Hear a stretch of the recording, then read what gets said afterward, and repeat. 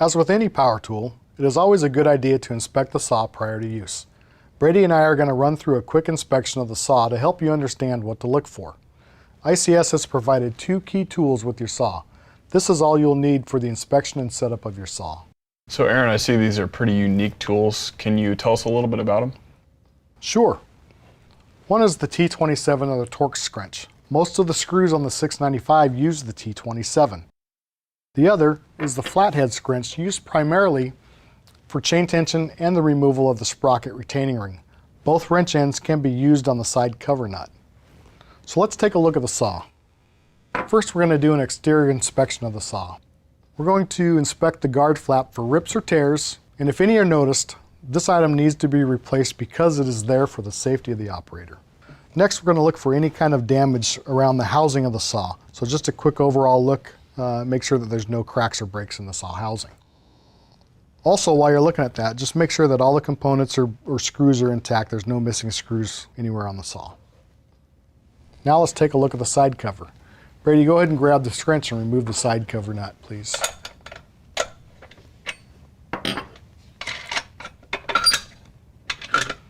So we want to inspect the side cover for cracks or damage.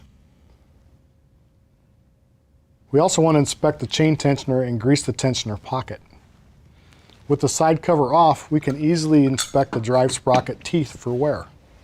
Sprockets are consumable items that need to be replaced every 3 to 5 chains. Damage to chains or guide bars may occur from a worn drive sprocket. Here we have 5 sprockets welded together to show the progression of wear from new to end of life. Looking from this side, we see a new sprocket all the way to the most extreme end of life. Typically, somewhere in the middle is where we really need to replace the sprocket. Now let's take a look at the chain.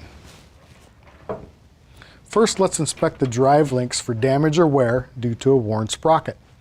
We're looking for signs of impact that could cause failure to the chain. We also need to look for missing diamonds or excessive coating wear. Next, let's inspect the guide bar rails for uneven wear or damage simply by looking down the rails. Brady, use extreme caution when handling the guide bars. These rails can become excessively sharp. So we want to look for blue or black discoloration due to excessive heat, lack of water through the guide bar, excessive chain tension, or plugged bar ports. Next, we want to give a quick spin to the guide bar nose.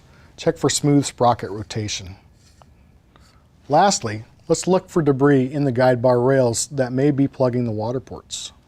So now that we've completed our pre-start inspection, let's get the 695 set up and ready to cut. Sounds good. Here's a quick review of the key topics of this chapter.